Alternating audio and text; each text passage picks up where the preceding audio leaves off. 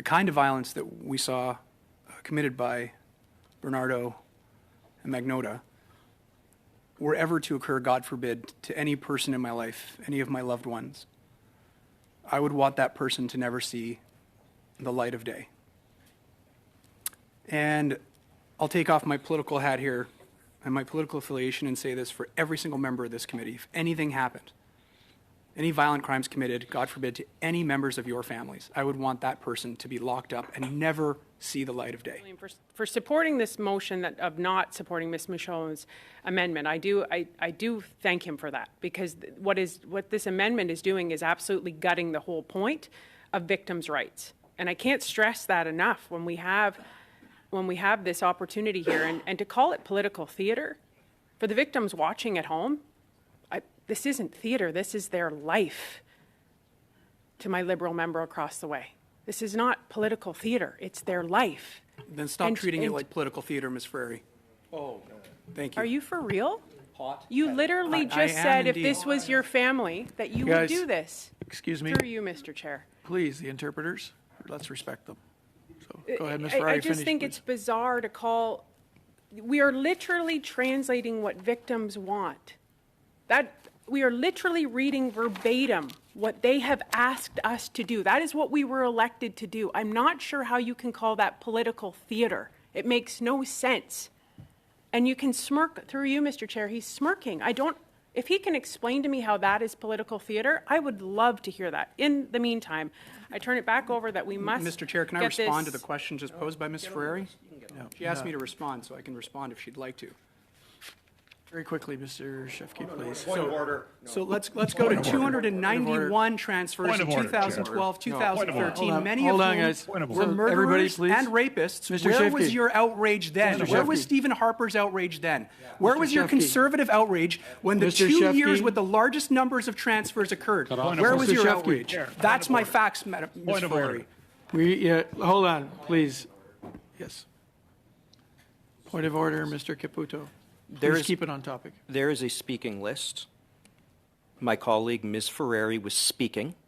It is utter hypocrisy for the Liberal member across the way to say that we shouldn't engage in political theater when he cuts off my colleague who is speaking and then demands to respond. He will have due time to respond to the victims and other Canadians. Thank you. I was given the floor, Mr. Caputo, by the chair. Okay, that's it. Ms. Ferreri, can you continue, please? Listen, I'm not even going to credit that with a response because it's whack-a-mole. I mean, I was in grade 8 or whatever grade I was, and it doesn't even make any sense what he's asking me in terms of my position. But what I can tell you right now is my position is I remember being 15 years old when Paul Bernardo was a Scarborough rapist.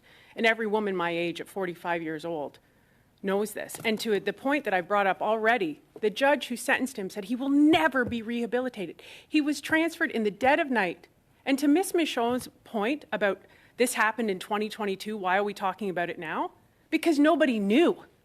That is gross incompetence on this government's point. That should be even more concerning to anyone else. How did this happen and why? That is the point of this motion. If you want to stop this from happening again, you have to study it and you have to bring forward these people, and in particular the victims. Thank you, Mr. Chair. The Liberals initially said they wanted to add witnesses, and now they're in support of rejecting the very witnesses they wanted to add. Howard Saper, John Howard Society, Canadian Aboriginal Legal Services, Black Legal Services, Canadian Civil Liberties Association. These are the very groups the Liberals said we should add, and now we have Mr. Shifke saying, no, we don't want to add them. We want to go from 6 meetings to 1 meeting. Mr. Chair, that is utter hypocrisy. Mr. Biddle, to his credit, spoke with great sincerity, I would say, when he talked about the impact on the communities. And now he will be asked to vote on this, to go from 6 meetings to 1. Ms. O'Connell echoed similar sentiments. Now she will be asked for this to go from 6 meetings to 1 and gutting the very witnesses that she said should be put forward. And I'm going to wait till Mr. Shifke gets back to his seat so he can hear this. Please. Point of order, Mr. Chair. I'm Through you, sitting Mr. right Chair. here. No, if Mr. Caputo needs glasses, I can provide him with some. Oh, But I'm come sitting on. right here. Oh, come I'm on. literally sitting right in front of you, Mr. Caputo. That's enough, guys. Your remarks okay? are uncalled for. Mr. Caputo, are you going to continue? Yes, with I am. the And through you, amendment, Mr. please? Chair, I would really like Mr. Schiffke to hear this. This is from one of the friends of the victims. So when he reduces it from 6 people to 1, including the gutting of the victims in subpoint I, quote, and I received this message a few minutes ago, I think it's important. Mr. Chair. Oh, you don't want to hear that one. Go ahead.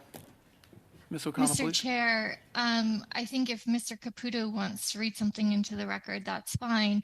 But he is attributing a motion to Mr. Schiffke that didn't happen. So I think he should stick to his counterpoints instead of this pretty lame attack on personal attacks. We've all been able to speak our points, and he should continue to do so without the personal attacks, because he's kind of making a fool of himself in this moment. Thank you. Mr. Caputo, please. Yeah, I'll always, if standing up for victims means making a fool of myself, Ms. O'Connell, through you, Mr. Chair, I'll make a fool of myself each and every day, and I will show up to Parliament right here, right now, today, tomorrow, and the next day, and make a fool of myself, Ms. O'Connell. Now, I'm going to read this into the record for the benefit of those who plan on voting against this motion, or with this motion to gut from 6 meetings to 1. The Bloc and the Liberals seemingly teaming up to gut the very motion that the Liberals were putting forward. Quote, I think it's important to hear the witnesses on the impact of these moves.